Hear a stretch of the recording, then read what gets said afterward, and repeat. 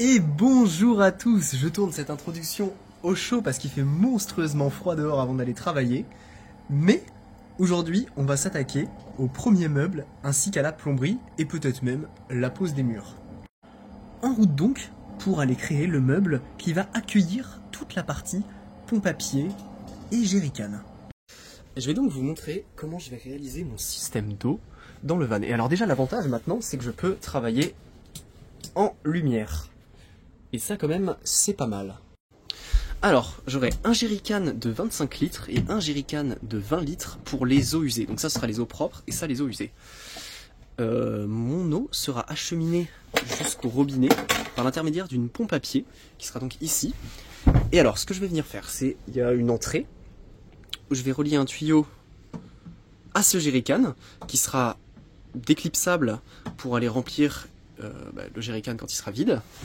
Donc voilà, ce sera séparé par ce type de connecteur. C'est pas les plus pratiques, mais ça fera très bien le taf.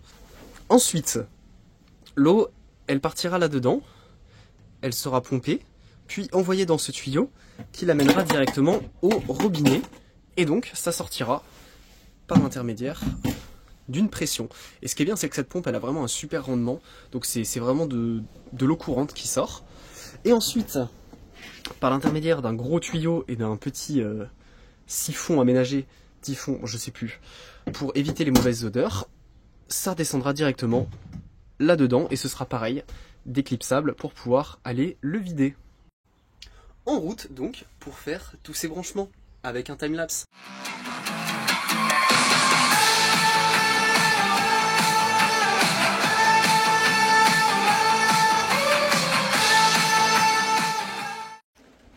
Et regardez ça, il pleut dehors. Et là, je peux travailler au sec, à la lumière. Donc là, ça y est, j'ai installé le plan de travail. Je suis en train de le coller. Et je vais pouvoir m'attaquer donc à la plomberie par en dessous.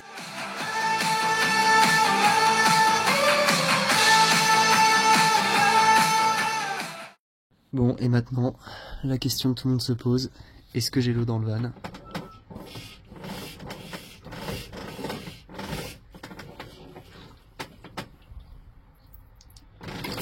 Ah, oh là là, oh là là.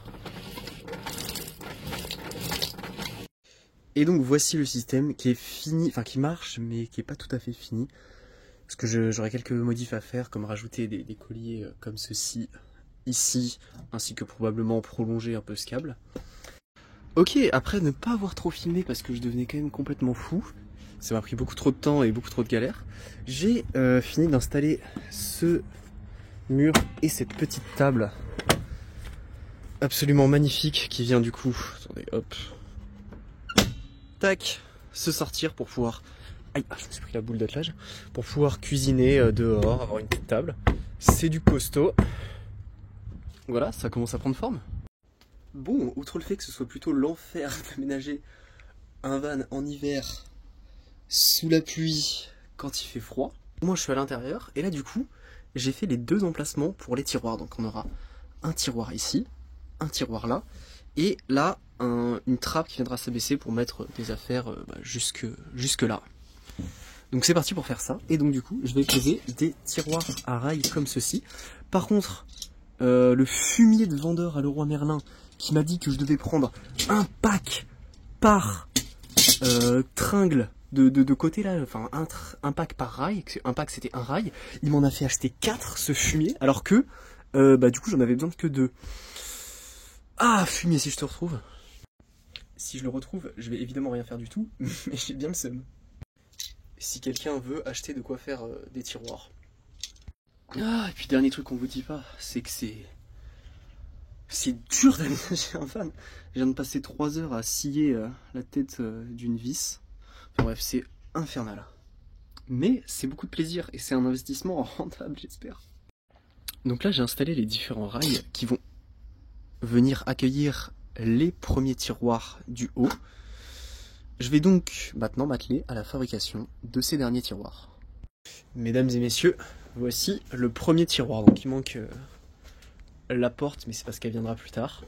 Enfin voilà, c'est beau, c'est propre, c'est droit, c'est bien fini, c'est parfait. Et voici donc le premier tiroir de mis en place. Et voilà, deuxième tiroir terminé. Donc voilà, c'est exactement le même, excepté qu'à la place d'utiliser des vis, j'ai utilisé des petits clous. Donc aucune différence en soi, hein. C'est juste que j'avais plus de vis. Mais donc à voir si ça tient autant dans le temps, si c'est aussi solide. Pour l'instant, ça m'a l'air plutôt pas mal. Quelle horreur! J'ai passé 2 heures à découper dans la même planche de contreplaqué toutes les différentes portes et trappes sans avoir le droit à l'erreur, parce que bah là, une erreur ou si je pète le truc, c'est fini. Là, j'ai même plus de contreplaqué. Enfin, si je ratais, je me pends. Mais là, c'est bon. Et donc, il y a les différentes portes de tiroirs aussi qui sont là. Il est maintenant l'heure pour moi d'installer tous les différents tiroirs. C'est parti pour faire ça avec un timelapse évidemment.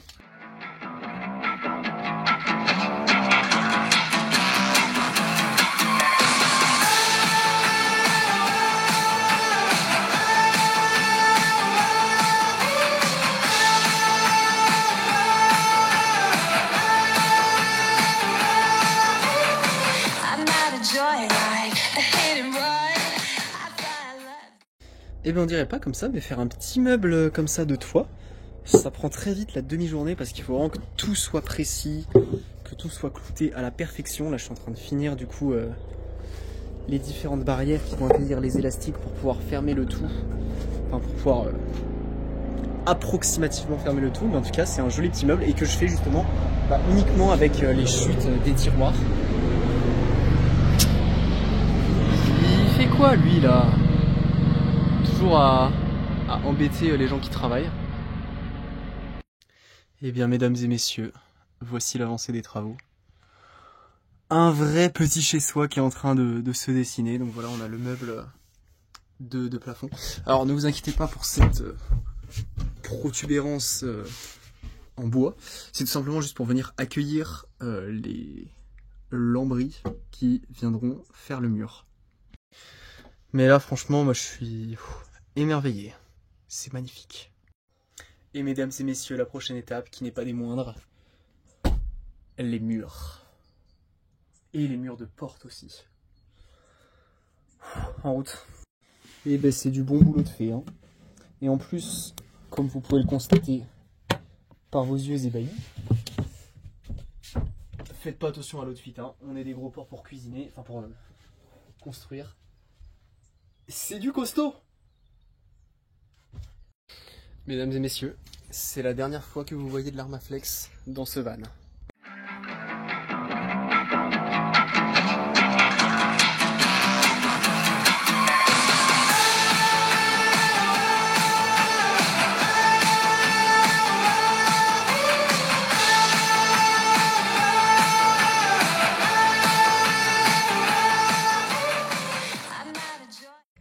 Putain, et je viens de me rendre compte d'un truc. Je viens encore une fois de me faire berner par ces enfoirés de Leroy Merlin. Là, ces 2 planches, c'est tout simplement des planches différentes. Voilà, et ben écoutez, hein, un style dépareillé dans le van, pourquoi pas. Mais j'ai envie de me pendre, hein, quand même. Je sais pas si ça se voit à la caméra, c'est pas énorme la différence. Et en vrai, vu qu'il y aura le lit et peut-être une table, ça se verra pas trop, mais bon, enfin quand même, quoi.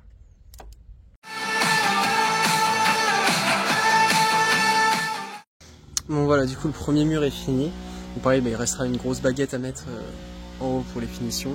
Mais alors là, je suis vraiment dégoûté. Je vais essayer de rattraper ça, je sais pas, en coloriant le mur, en essayant de rajouter de la texture, je sais pas. Parce qu'en plus, ouais, la texture est pas la même. Là, c'est un peu de relief, c'est un peu cool. Là, c'est vraiment pas grand chose.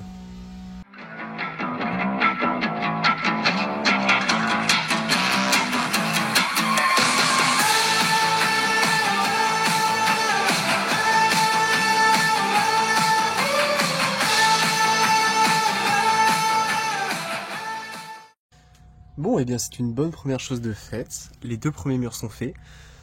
Maintenant il reste le plus dur, à savoir les portes et les finitions d'angle ici. Donc... Bon, et bien voilà où j'en suis. J'en peux plus, je débauche. J'aurais bossé quasiment toute la journée, donc c'est top. Ça a bien avancé. Néanmoins, oui, donc tout ça se fera dans les finitions. Là après, c'est qu'il y a le joint d'étanchéité normalement. Donc ça se verra pas. Et là, je l'ai enlevé pour travailler. Et ici, là où il y a un plus grand espace, je mettrai de la corde en jute, comme ici, là, histoire de faire des belles jonctions. La petite astuce que j'aurais bien aimé pouvoir réaliser à plus grande échelle, c'est que j'ai gardé justement ce qu'il y avait dans la porte avant, pour ensuite n'avoir qu'à le décalquer sur ma planche, et ça m'aurait évité par exemple d'avoir toute cette partie-là à faire à la main. Bon, ça se fait très bien, hein, comme vous voyez, c'est plutôt propre. Les ronds, ils sont bien découpés, enfin bref, voilà.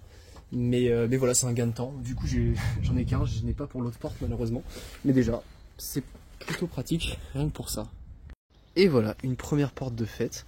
Si on oublie le fait que alors j'ai dû m'y reprendre à 3 fois pour faire ce foutu morceau. Il faisait que de se péter, de pas être dans le bon sens, pas à la bonne taille.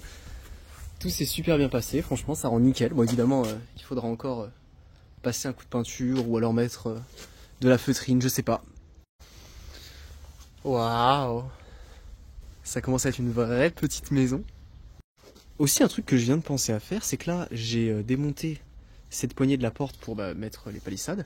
Et comme vous pouvez le voir, du coup je l'ai remplacé avec une petite poignée en bois qui va quand même vachement mieux et puis juste qui marche tout pareil. Donc je pense que je vais faire ça avec les autres poignées. Bah tiens, il y en a une ici.